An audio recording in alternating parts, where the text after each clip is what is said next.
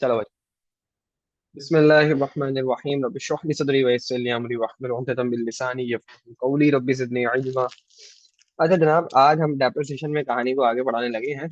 और कहानी आगे बढ़ाते हुए हम डेप्रिसिएशन के मजीद दो मेथड्स को आज पढ़ेंगे।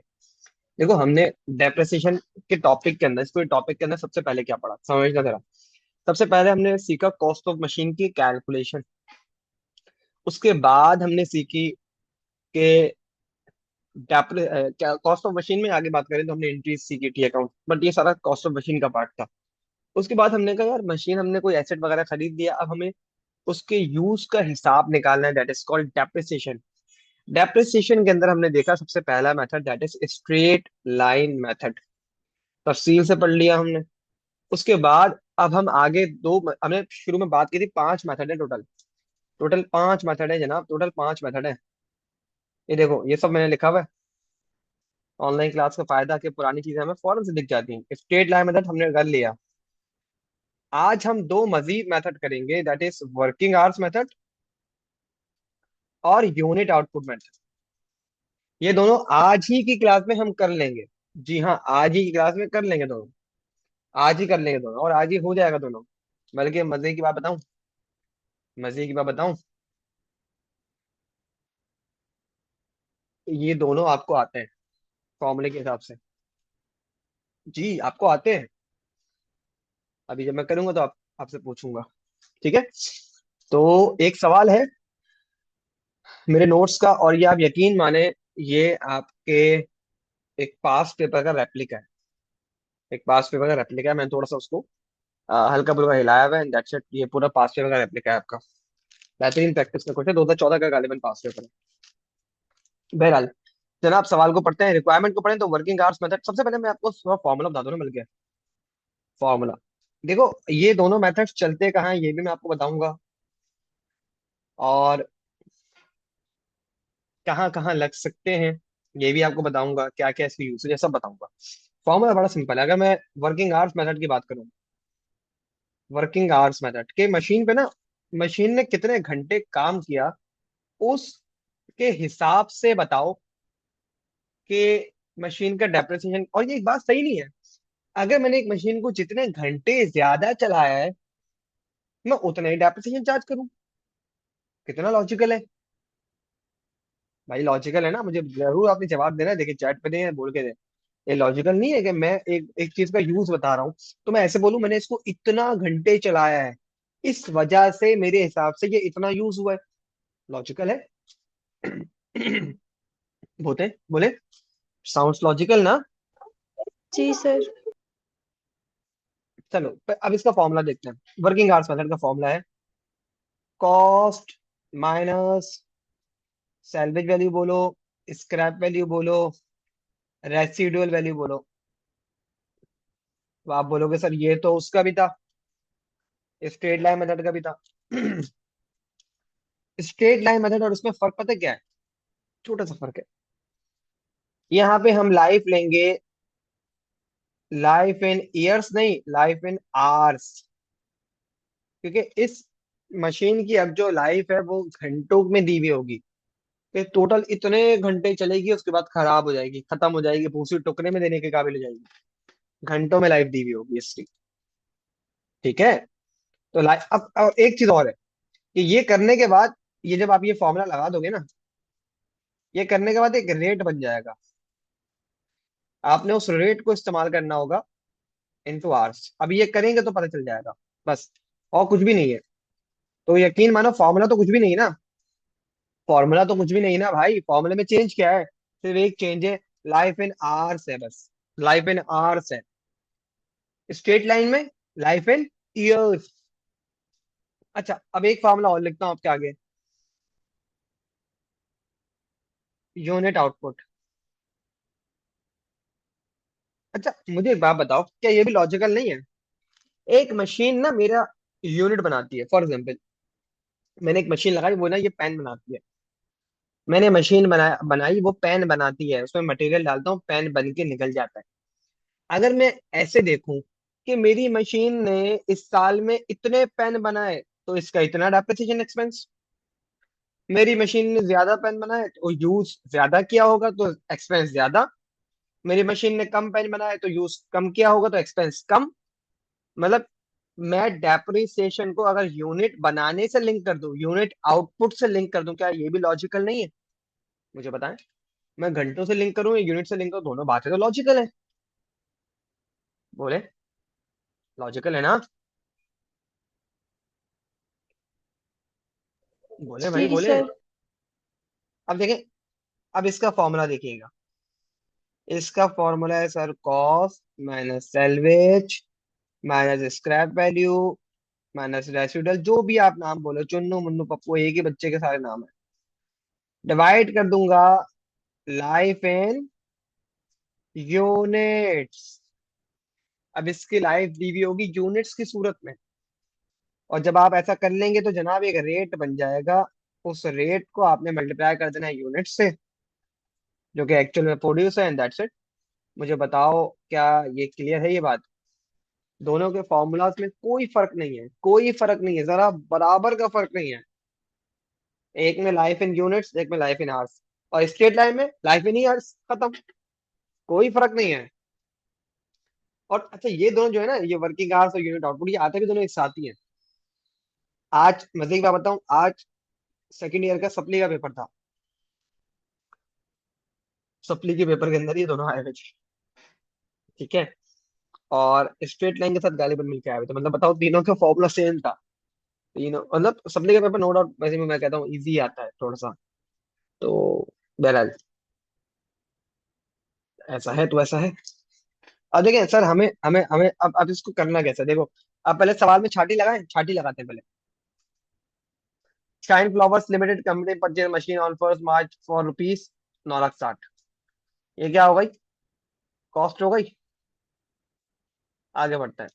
इट्स रेसिडुअल वैल्यू दी हुई है, एस्टिमेटेड 10%। रेसिडुअल वैल्यू 10%, तो 9,60,000 का 10%, 9,60,000 का 10% क्या बनेगा? 96,000। ठीक है भाई। भाई इसको मैं यहाँ लिख लूँ, 96,000। ठीक है भाई। अब देखो मजे की बात क्या है, मजे की बात क्या है। मशीन का परचेज किए 4 मार्च, और accounting year the companies year ends on 31 December every year. Fraction लगेगा? फ्रैक्शन लगेगा ना भाई?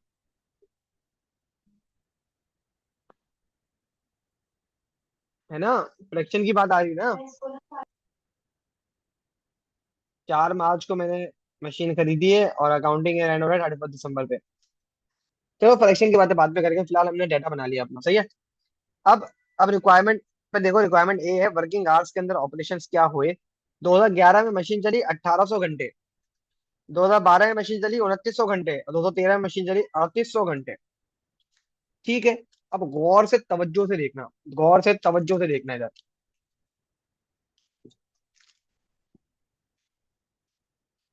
कोई तवज्जो से यहाँ देखेगा प्लीज।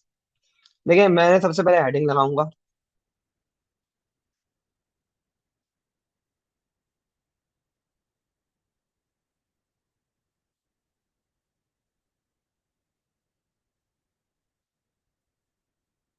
तो मैं वर्किंग आवर्स मेथड से कर रहा हूँ इसको। लेट से आपके उसमें ये दी हुई रिक्वायरमेंट ए। लेट से अगर ऐसे बोला हुआ ए और बी, तो आप ए लिख दीजिएगा, यहाँ पे नॉर्मली ऐसे होता है। अब सबसे पहले वर्किंग आवर्स मेथड से ना मैं रेट निकाल लेता हूँ। रेट कैसे निकलेगा भाई? फॉर्मूला लगाऊंगा मैं, cost salvage divide by life and hours. ठीक है भाई। जब मैं ये कर लूंगा तो जनाब मेरे पास एक एक नंबर आ जाएगा, एक रेट आ जाएगा मेरे पास। तो पहले ये कर तो लूं मैं। कॉस्ट थी मेरे पास 9,60,000। सैलवेज थी 96, मैंने बनाई थी 10% लगा के। और आगे दिया बता मुझे कि यहाँ पे पढ़े, the life is to be estimated 4 years. 4 साल लाइफ है। अगर साल में देखोगे तो 4 साल लाइफ है। अगर यूनिट्स में देखोगे तो 22,000 यूनिट्स तक लाइफ है। और अगर आवर्स में देखोगे तो 45,000 आवर्स लाइफ है। तो जनाब, मैं क्योंकि वर्किंग आवर्स से निकाल रहा हूँ, मुझे लाइफ इन आवर्स चाहिए, तो मैं करूंगा डिवाइड 45,000 से। तो ये पर आर का एक रेट आ जाएगा, मेरे पास एक नंबर आ जाएगा छोटा सा रेट पर आर। अब मुझे बताओ ये क्या आ रहा है, बस छोटा सा नंबर होगा ये, मतलब कोई बहुत बड़ा नंबर नहीं होगा, छोटा सा नंबर होगा। करें, आप करें, मुझे बताएं जल्दी से, मैं भी करता हूँ।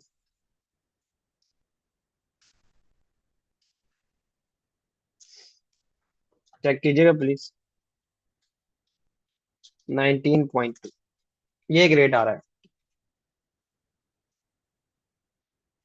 जबरदस्त, चलो आपने भी सही किया। अब देखो, अब हमने करना पता क्या है, सिंपल सा हमने करना पता क्या है। 19.2 आपको रेट आपके पास है, एकदम लॉलीपॉप काम करना है, एकदम लॉलीपॉप। लॉलीपॉप, सच बताओ लॉलीपॉप। पहले तो लाइनें खींच लो।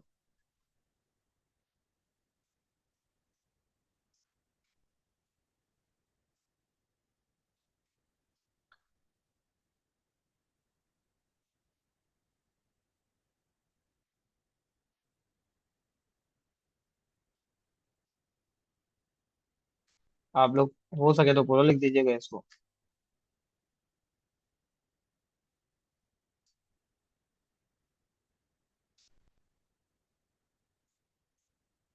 ये मैंने पूरा फॉर्मेट बना लिया। मैं हूँ 2000, क्या था, 2011 12 13, 2011, 2012, 2013। मैंने पता है क्या करना है, मैंने हर जगह रेट लिख देना है। 19.2, 19.2, 19.2, इसको मल्टीप्लाई करना है। पता है किससे? 2011 में कितने घंटे चली मशीन? 1800 घंटे। 1800 से मल्टीप्लाई कर दो। 2012 में कितने घंटे चली? 2900, 2900 से मल्टीप्लाई कर दो। 2013 में कितने घंटे चली? 3800, 3800 से मल्टीप्लाई कर दो। बस, खत्म। निकाल लो, जो आ गया डेप्थ एक्सपेंस आ गया। निकालो जल्दी से, जल्दी निकालो, जल्दी जल्दी। ये आ रहा है 34,560। तो ये भी बनेगा 34,560। 19.2 इंटू 2900, ये आ रहा है 55,680। चेक करो जल्दी से, 19.2 इंटू 72,960।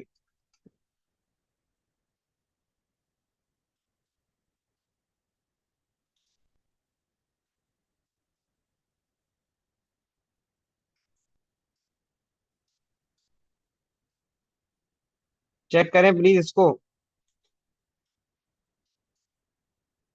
बुक वैल्यू कैसे निकलेगी सर? कॉस्ट माइनस,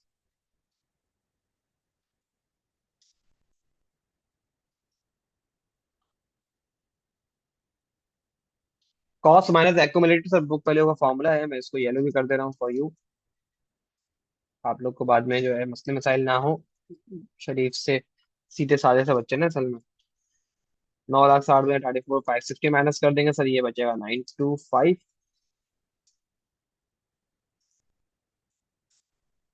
9,60,000 में से सर आप माइनस कर देंगे दिस टाइम, तो बचेगा 869,760। चलो माइनस कर दो 72,960, तो ये बचेगा 796,800। चेक कीजिएगा प्लीज, जनाब चेक कीजिएगा प्लीज। प्लीज चेक कीजिएगा, मुझे कंफर्म करेंगे ये हमने सही किया है। प्लीज कंफर्म कीजिएगा।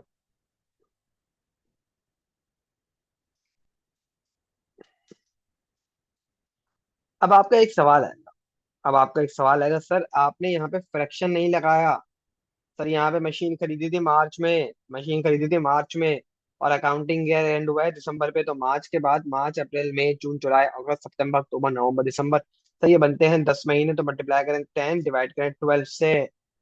सर ये तो आपने किया नहीं। सवाल है कि नहीं है?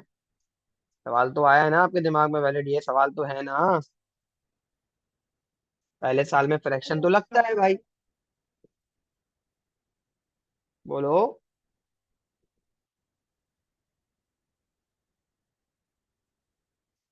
बोलो, सवाल है ना भाई ये?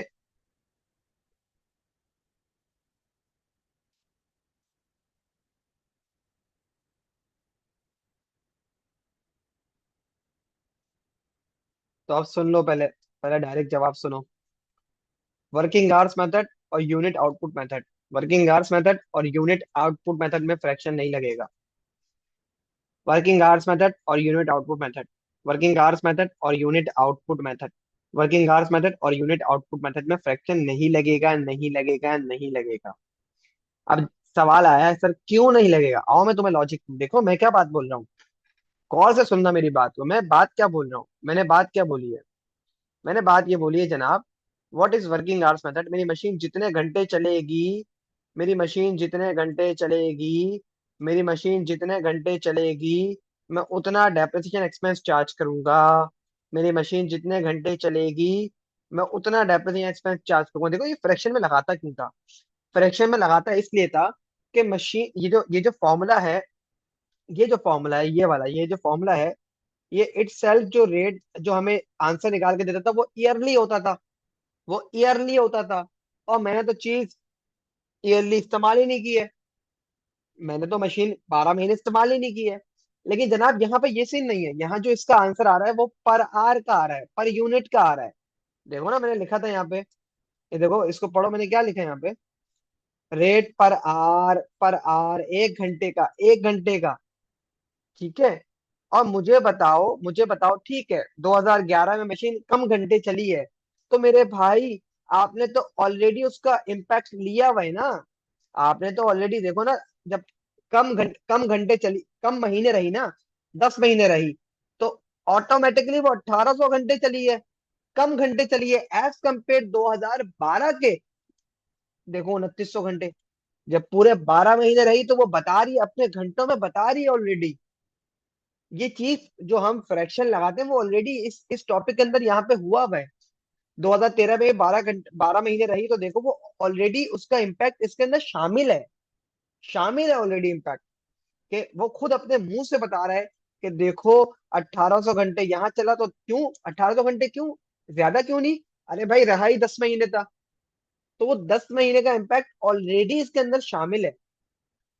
वरना इन दोनों से कंपेयर कर लो, देखो ये कितने कम है, 1800 घंटे कहाँ, ये 2900 कहाँ, ये 3800। बात समझ में आ रही है मेरी। तो इसमें हम फ्रैक्शन करेंगे नहीं कि वो ऑलरेडी उस चीज का इम्पैक्ट इसके अंदर शामिल है। हम जो बोलते हैं कि हमने कम कम महीने इस्तेमाल किया, तो भाई तभी तो कम घंटे चला है। तो फ्रैक्शन नहीं लगेगा, नहीं लगेगा, नहीं लगेगा। इज दैट क्लियर, बताओ, इज दैट क्लियर। जी सर। चलो एकदम क्रिस्टल ना, बिल्कुल लॉजिक के साथ बोल रहा हूँ, वो नहीं, टोपू पापा नहीं कि हाँ हो गया हो गया, एकदम लॉजिक से बात कर रहा हूँ मैं। ठीक है,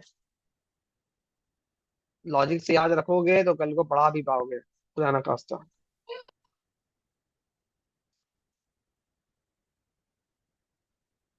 बहरहाल, ठीक है भाई।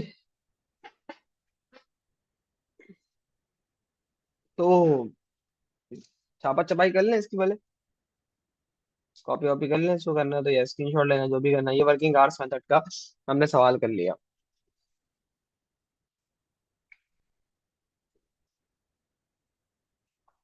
जी भाई।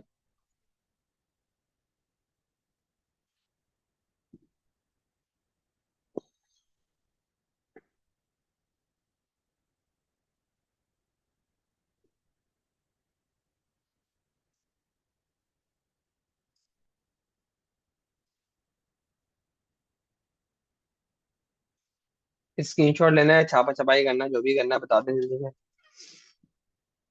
मैं तो सर कहूँ, स्क्रीनशॉट ले लिया। देखने मैं तो कहूँगा फॉर्मूला एटलीस्ट लिख लें, एक दफा फॉर्मूला लिख लें, ताकि थोड़ा सा फायदा हो जाएगा आपको, थोड़ा फॉर्मूला लिखना है बल्कि। लिख लें फॉर्मूला वाला, लिख लें, बाकी नीचे का छाप लीजिएगा बाद में। स्क्रीनशॉट आपने लिया है, बट फॉर्मूला अभी अभी कर लें, अभी कर लें। कुछ वजह है तभी कह रहा हूँ, अभी कर लें प्लीज फॉर्मूला।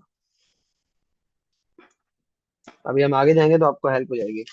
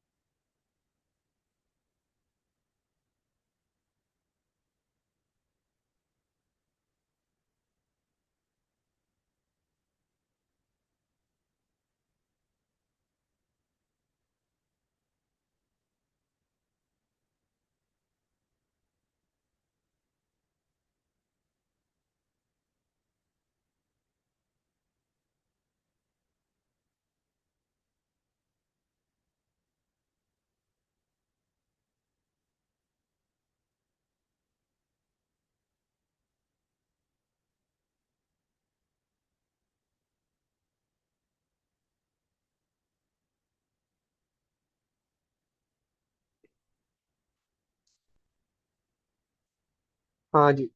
चलो गुड है।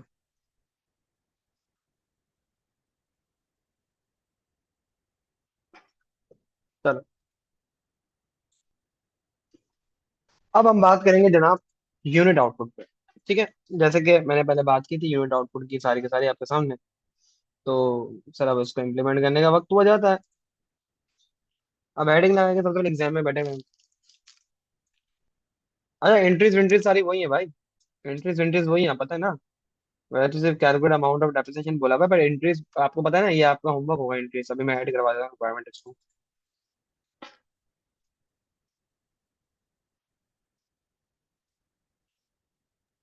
सर इसका टी अकाउंट बनता है। नहीं नहीं, वो तो एंट्रीज और टी अकाउंट वो तो सब वही है ना। एंट्रीज और टी अकाउंट वो तो सब वही है ना। मतलब वो तो वैसे ही बना कि एंट्रीज किसकी बनेंगे। इस कॉलम की एंट्रीज बनती है, रिमेम्बर। इस कॉलम की एंट्री बनती है एक्सपेंस डेबिट, अलाउंस क्रेडिट या एक्यूमुलेटेड क्रेडिट, फिर profit loss debit, depreciation credit, है ना। तो एंट्रीज तो वही ना। एंट्रीज के बेस पे टी अकाउंट बनता है, एक्सपेंस का बने एक्यूमुलेटेड का बने, उस मेन तो यही है ना। ये हो गया, ये हो गया, यही है ना भाई। जी सर। एंट्रीज वगैरह में मैं नहीं जा रहा अभी। मैं एंट्रीज में नहीं घुस रहा भाई। चलो एंट्रीज आपका होमवर्क होगी, ये अभी करवा लेंगे।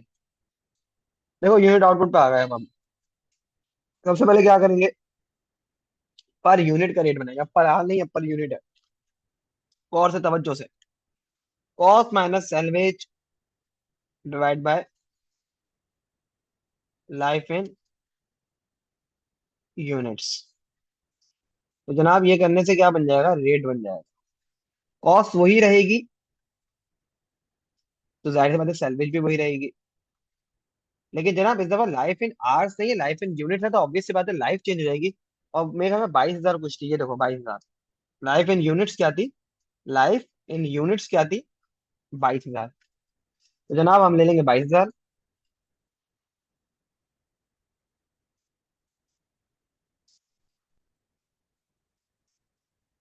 इस पे एक आंसर निकालने की तरह निकाले आंसर, तो इसका जो आंसर आएगा वो क्या कहलाएगा, रेट पर यूनिट। ठीक है भाई।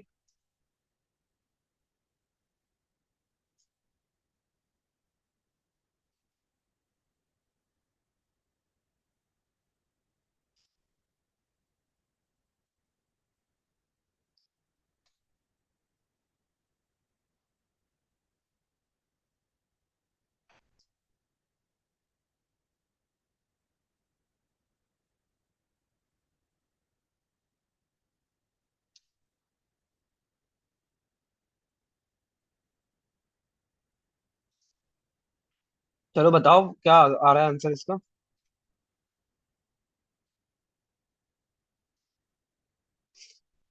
जी 39.27, ऑल राइट चलो। 39.27 आ रहा है। हम लिख लेते हैं इसको 39.27। अब क्या होगा, काम वही होगा जो हमने अभी वर्किंग आवर्स में किया था। सबसे पहले हम क्या करते हैं सर, अपना फॉर्मेट वगैरह बना लेते हैं जल्दी से जाके नीचे।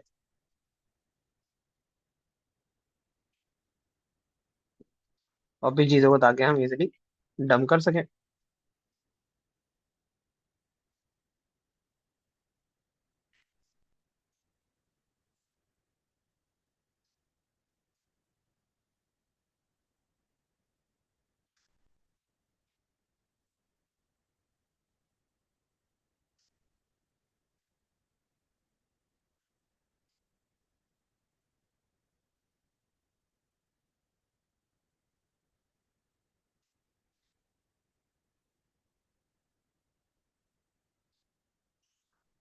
3 साल थे मेरे पास। 2011।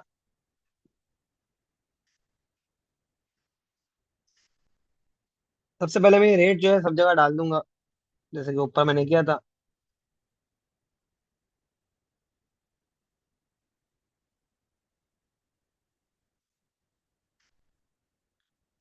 अब इसको मैं मल्टीप्लाई कर दूंगा किससे सर, जाहिर सी बात है ऊपर रिक्वायरमेंट में मुझे उसने बताया हुआ है। देखो प्रोडक्शन यूनिट्स में वो बोल रहा है कि 2011 में मशीन ने 5,600 यूनिट्स बनाए। 2012 में मशीन ने 5,700 यूनिट बनाए। और 2013 में मशीन ने 6,800 यूनिट बनाए। ठीक है। 5,600, 5,700, 6,800, 6,800, 600, 5,700। चलो जल्दी से एक्सपेंस की अमाउंट निकाल के बताओ। जल्दी से।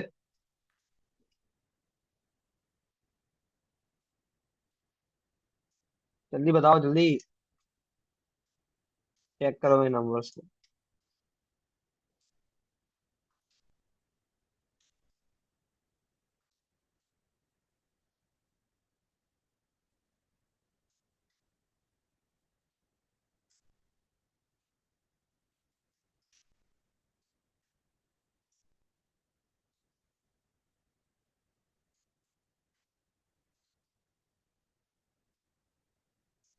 जबरदस्त जबरदस्त।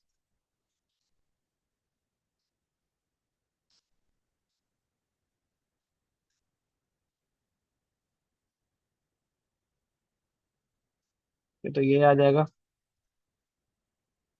ये हो जाएगा।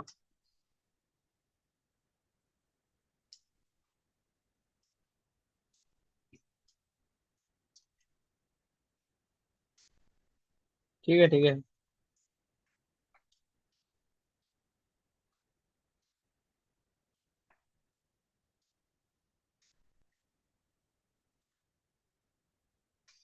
अब देखो, बुक वैल्यू का फॉर्मूला अगेन लिख दे रहा हूँ मैं यहाँ पे।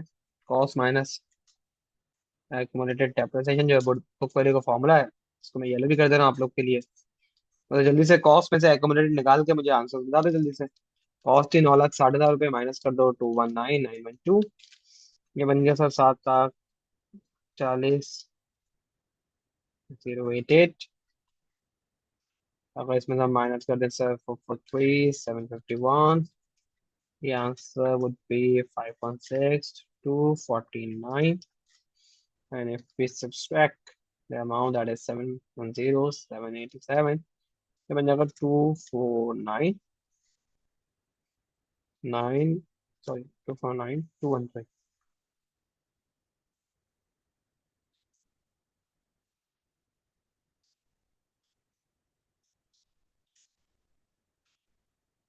चलो इसको जरा रीचेक कर लो प्लीज, फिर हम इसको जो है ना इसको समाप्त करते हैं।